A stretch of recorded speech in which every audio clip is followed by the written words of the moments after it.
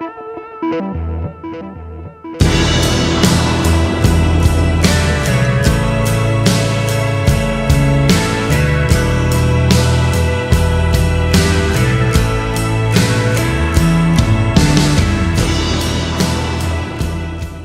cosas que son, para mí, son nuevas y que son, me entusiasman con una posibilidad de algo distinto. Primero, hoy día la felicidad es, entre comillas, objetiva,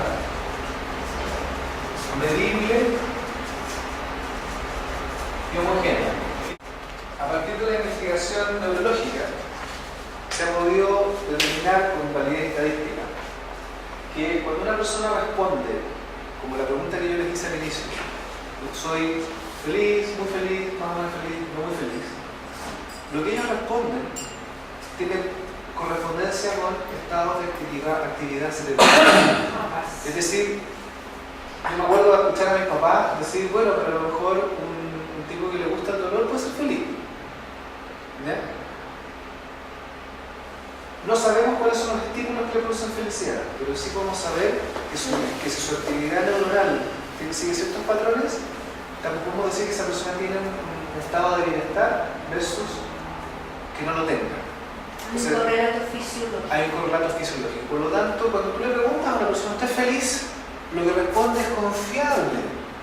Dado que esto es así, tenemos registros de cómo evoluciona la felicidad de la gente. ¿Ya? No sé si todos se han fijado, pero se ha puesto de moda el tema que salen encuestas en los diarios, que Chile está en el país 54, felicidad mundial y cosas por el estilo. Sí. Entonces, si uno lo lee, dice, bueno, ¿cómo hacen esto? Curioso. ¿Ya? Bueno, existen encuestas que se hacen en los países desarrollados y ahora se hacen en todas partes del mundo, que preguntan a la gente si son felices y le preguntan por ciertos factores. ¿Ya? La gracia es que existen desde hace 70, 80, 90 años. Hay uno que se llama la World Values Survey. De estas mediciones, lo que se puede ver, una, es que en los países desarrollados en que el ingreso ha subido más o menos así, ¿ya? Hasta un cierto punto la felicidad crece y lo acompaña. Desde cierto punto hacia adelante o se mantiene o baja. Si yo trazo estas curvas junto con otras curvas, se ve que al mismo tiempo que crece el ingreso, crece la delincuencia, crecen los suicidios, crecen los divorcios, crece la falta de confianza, de confianza.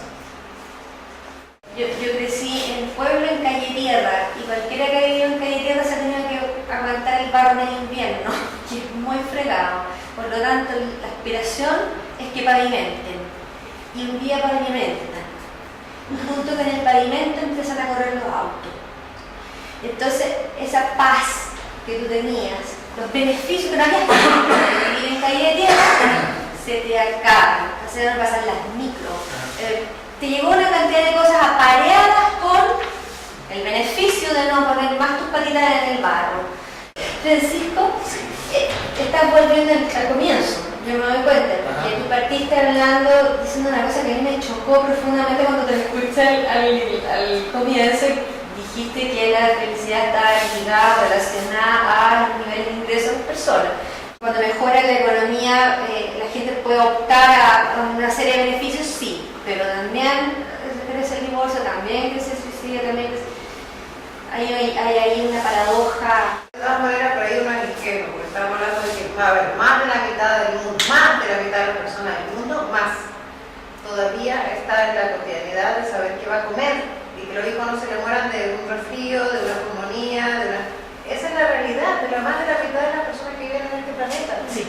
Entonces, cuando estamos hablando de que el ingreso tiene relación con la felicidad, es que esas personas puedan comer todos los días y que a lo mejor no todos los hijos se te mueran.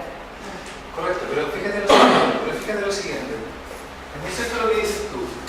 Hay un punto en que tenemos suficiente ingreso y dejamos de ser más felices con más ingresos. Hay otro punto en que lo tengo cubierto lo mínimo. ¿Sí? Yo lo que estoy haciendo es decir, no tenemos una tarea. De hecho, hay instituciones como la FAO, la ONU, El mínimo o sea, necesario. que están preocupadas en la meta del milenio, reducir a la mitad la pobreza en el mundo, y es fantástico No que se haya, vale gente, dar. que haya gente que esté haciendo eso. Gracias. ¿Ya? Lo que yo estoy diciendo es que tenemos un quiebre adicional, que es que una vez que pasamos de aquí, No somos seguimos más. para arriba y en vez de estar más felices estamos más infelices. Hay gente que está preocupada de la pobreza, yo estoy preocupada del mundo al que vamos a llevar los pobres cuando los saquemos de ahí. Mira, lo que se investiga hoy día, ¿ya? Esto es primero un dato duro poblacional, ¿cierto? Si yo, por ejemplo, si ustedes han leído los diarios, hoy día se habla mucho en Chile que deberíamos imitar a Irlanda.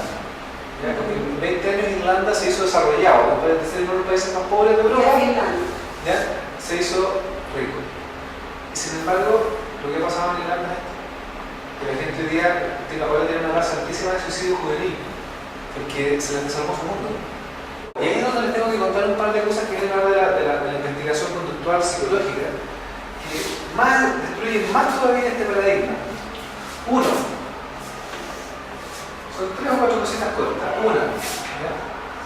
Yo valoro mi felicidad no en términos de mi ingreso neto, sino en términos de mi comparación con mi grupo de referencia.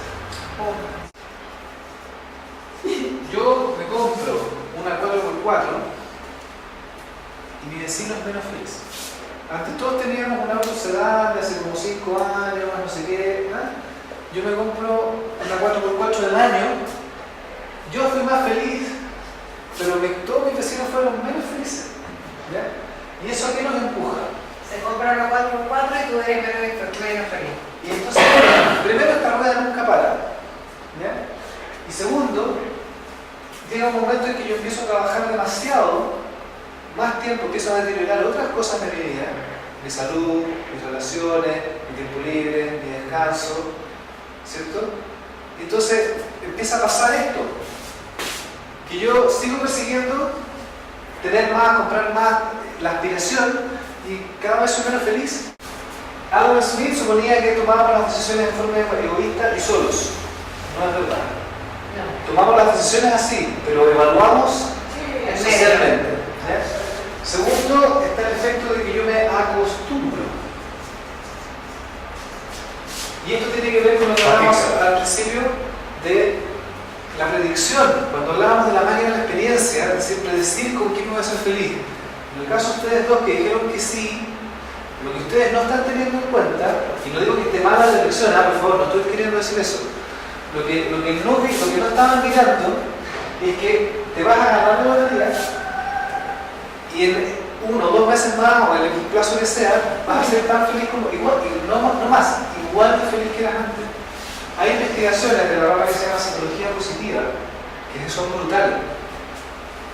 Han hecho experimentos, han hecho investigaciones con gente que se ganó la lotería y gente que quedó parapléjica.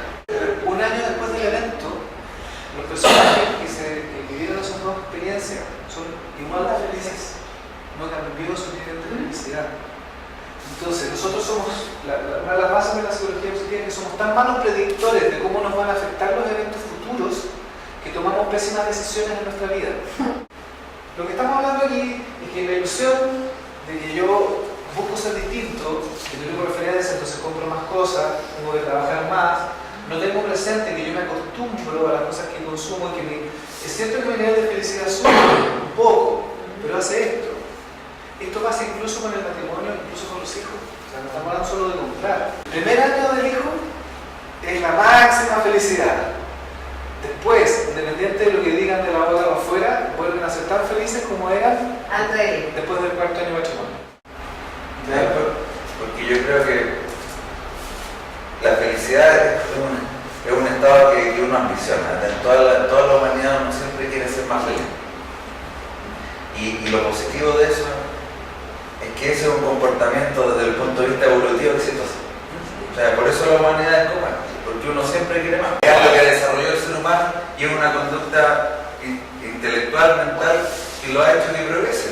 Y uno siempre anda buscando eso y es algo que si uno lo alcanza, después quiere otra cosa. Me daba cuenta que a los 3 días del bombazo de las Torres Gemelas, el llamado de los diarios americanos era "Return to Mall", vuelvan al mall. sociedad, si no consume, está cagada, viejo. Tiene otra lectura, y es que nos acostumbramos a vivir en un mundo que necesita este estímulo permanente y que si no se muere. Quiero tomar lo que decía el Pepe. Yo no estoy cuestionando, ni estoy, cuando hablo de decisiones equivocadas, estoy hablando del deseo de más. Lo que estoy diciendo que invito a mirar es el deseo de más qué. Quiero cerrar con una hipótesis que no la generé yo, pero que me encontré con ella y que tiene que rescatar parte de los discursos anteriores donde cultivar ciertos elementos como de virtud, ya no solo en el lado de satisfacción, consumo, utilidad, manteniendo la noción del derecho de que tenemos que ser felices, de que podemos hacerlo, una mirada un poco más sensata en la juicio, que yo la conozco a través del discurso de Fernando Flores. Adultez. Fernando Flores habla, y yo leímos esos textos hace muchos años, de que los seres humanos tenemos un conjunto de dominios de interés del que no podemos evitar, que son comunes para cualquier ser humano en cualquier época. Son 13 dominios. Donde está el mundo, está el cuerpo, está la política, está la carrera, la identidad, la trascendencia, etc. ¿Ya? No importa lo que hagamos en la vida, nos vamos a topar con quiebres en esos dominios. ¿Ya? Y lo que define la adultez es nuestra capacidad de hacernos cargo de esos quiebres. Nosotros podemos mirar nuestra vida, ¿ya? Identificar rápidamente quiebres que tenemos, donde hasta la fecha no hemos sido capaces de hacernos cargo. Por ejemplo, cuando hablamos ustedes dos de los temas de pareja, el tema de las relaciones es un dominio de interés, donde tengo quiebres, que en algunos casos son quiebres recurrentes, ¿ya? Y de los que no me he podido hacer cargo de manera tal que yo resuelva esos quiebres. Esos quiebres vuelven y vuelven y vuelven. Y podemos hacer otro juicio inverso. Cuando tienes un quiebre recurrente que te trae costos en la vida y tú no te haces cargo, no te estás comportando como un adulto. Yo no puedo saber los eventos que me van a traer la vida me va a traer, siempre me va a tener quiebres. Si yo he sido capaz de desarrollar habilidades que para mí están en la base de lo que nosotros hemos estudiado o estamos estudiando de coaching, pero esa es mi mirada, para hacerme cargo de los quiebres de mi vida, pedir ayuda, hacer declaraciones, hacer promesas, evaluar estados de ánimo, evaluar posibilidades, etc. Yo tengo la posibilidad de sentirme en paz en la vida, de que voy a enfrentar quiebres en mi vida para adelante, pero voy a ser capaz de hacerme cargo de ellos. Y la felicidad que yo veo detrás de ese discurso que estoy construyendo en este minuto, no tiene que ver con la dicha ni tiene que ver con el placer, tiene que ver con la paz. No puedo asegurar que no voy a enfrentar un quiebre tan difícil que yo no sea capaz de hacerme cargo, y vuelvo un poco al primer discurso de la felicidad que hablamos, donde puede que los dioses se salgan contra mí y termine mi día en una situación muy triste y lamentable. No lo puedo evitar, pero en el minuto que estoy viviendo, cuando me siento en confianza y tengo juicio para fundar de que me comporto como un adulto pleno, yo me consideraría feliz. Hoy día lo que quiero mostrar, mi investigación era mostrar que vivimos en discursos históricos que no necesariamente los vemos, que es en esos discursos históricos que aparecen posibilidades y quiebres, y que el discurso que vivimos hoy es el que le genera el quiebre. La forma de salir de eso, de lograr mayor felicidad, no es ninguna fórmula, es ser mejores observadores del discurso en que vivimos y hacer algo desde ahí. Quiero invitar a cerrar, si nos ponemos en círculo aquí. ¿De pie? No quería solamente de pie.